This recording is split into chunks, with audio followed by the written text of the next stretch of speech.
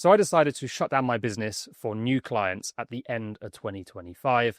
And I want to tell you why, because I think there's 5 or 6 good lessons in this that you're going to find useful when it comes to growing your own business next year. At the end, I'll also show you what I'm going to do instead.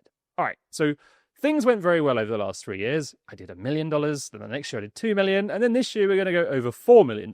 Next year, I was going for $8 million, and I had a plan, and I felt pretty confident about hitting it. But something occurred to me that I think highlights one of the biggest problems of this space, and it's this. So let's just break down business into a few sections. So my business model, and probably yours, was made up of some key parts.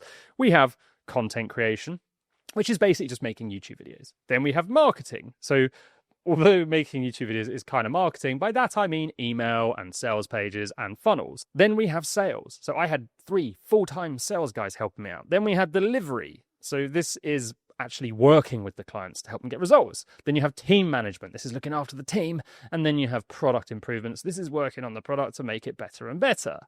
And what you tend to find is nobody is energized or enjoys every single one of them. So to give you an example, let's just score each one with how it impacts me as a traffic light. And I think you should do this yourself too.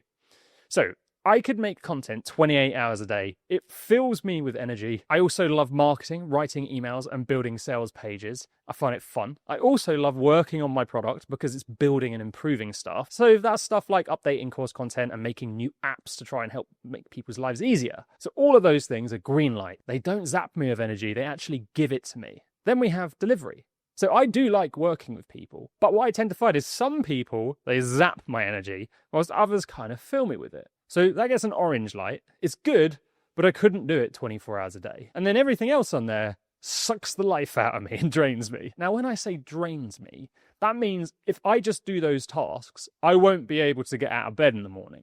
Now, my team are probably watching this going, well, screw you, Ed, but let me explain that so they don't hate me. So my team are amazing because I don't manage them.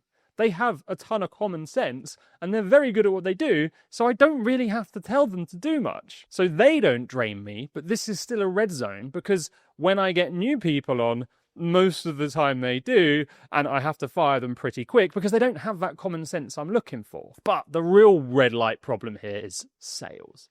I know what it is, but when you are selling something, it's always in your mind. And what I found was it made me so much worse at making content and coming up with ideas and working on all of those green things. But at the start of 2025, I implemented a waitlist system, and this solved the problem because for 3 to 4 weeks, I could be 100% focused on content and product development and looking after clients because we weren't selling anything. And then I'd have 1 week where sales were open and the thing would always sell out really quick. But that week would drain me. However, I thought it was only a week every 3 or 4 weeks, so I can keep doing that for years. The thing is, it then came time to think about the next level, $1 million months. And I thought, this model could do it, but it's probably unlikely. And also, onboarding double the amount of people every month in a week, that could get a little bit chaotic. So I thought, I need to open sales all the time.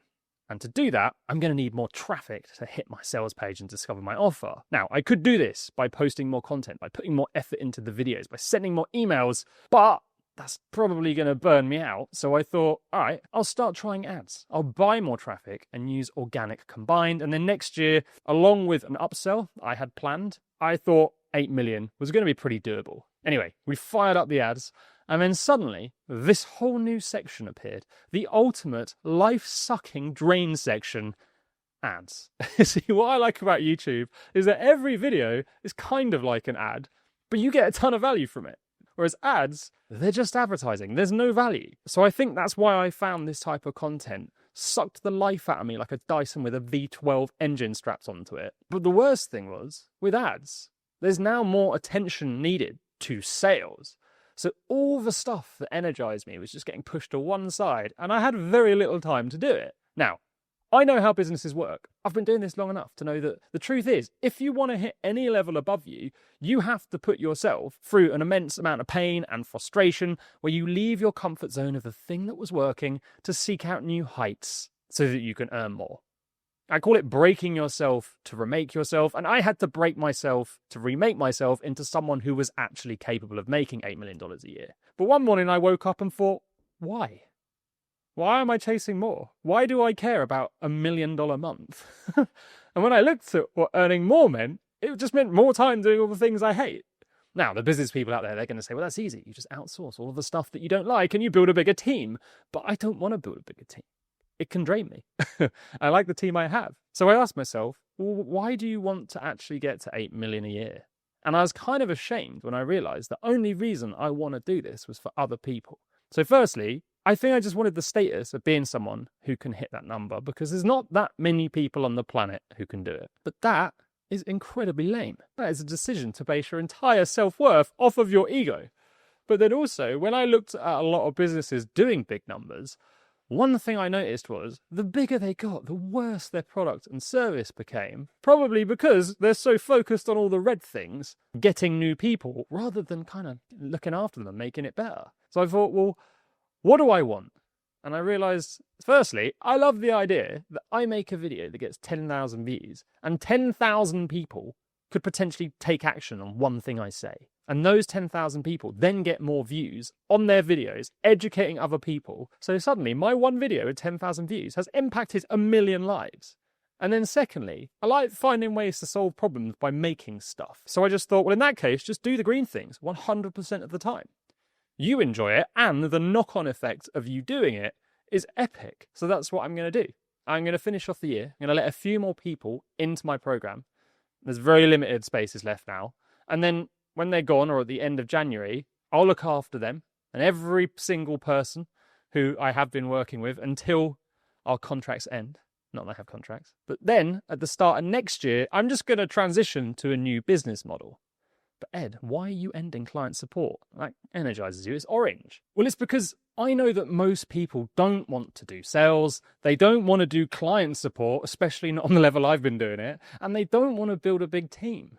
But in order to charge more, so you can earn more, you get to a point where you kind of have to do it. So I thought, do you know what would be cool? Solving that problem. Just helping people grow followings that build green blob only businesses where the flex isn't earning $1 million a month. The flex is, I could earn more if I wanted to, but I'd have to sacrifice my freedom. Sacrificing your freedom isn't a business, it's a prison. And I think with the advancements in technology, there is a new way to grow businesses online that is either here right now or very close on the horizon. And I want to be one of the people to help you discover and implement it too. In the same way that years ago, I helped people stop making videos for search. And then about 18 months ago, started showing people the importance of niching down. This is just the next step in my evolution. So with that in mind, what are you working on, Ed? Well, it's very early days. And I've got a ton of work to do before I can show you how to do that, because I have to do it for myself first. But I can let you in on a few of the ideas that I'm going to work on that will form part of the 2026 grandmaster plan. And the weirdest thing is, 2 parts of the plan are incredibly old school. Firstly, I'm going to keep making YouTube videos because I really enjoy making them on this channel. I think probably the most ever. I'm also going to work on a book, and I'm publicly announcing it to keep me accountable. It's going to take me the best part of a year. I'm not trying to rush it, but I know I've got a good book in me I think you're going to love. And then I came up with another idea. So recently I was wondering, how did I learn to double my business every year for 3 years? I've not paid anyone for business coaching for 9 years. I paid a guy called John Boucher. He's been my writing and storytelling coach for almost 4 years now. We've met up every Monday. But other than that, I've not paid anyone for any help. I don't even watch YouTube videos about business. Every now and then, maybe 1 or 2. And I've read maybe like 10 business books over the last decade, most of which I didn't finish. So what caused me to learn stuff? Well, part of that is I'm curious. So I just try things, see what happens, and then learn that way. But the biggest turning point came when I was in LA, and I spent a week with a few other entrepreneurs like Sam Oven and Chris Williamson and Andrew Kirby, and we just talked and shared stories. And I got about 5 years of business lessons in 3 days. So I thought, if this is how I learn best, why don't I build that into my business? So next year, I'm just going to start running very small in-person events. They're not going to be learning heavy, sit in a boardroom and watch me point at a whiteboard and bore you to death.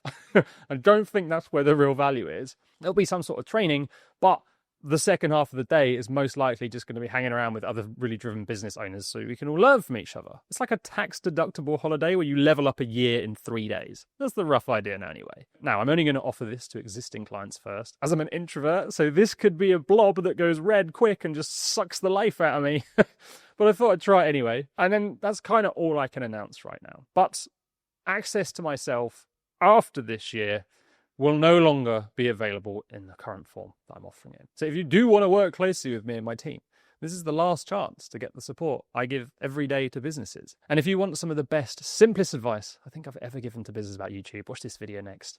It is the secret sauce to building YouTube channels for businesses. And thank you for listening to my midlife crisis. It's the third one I've had in 5 years. See you at the next one.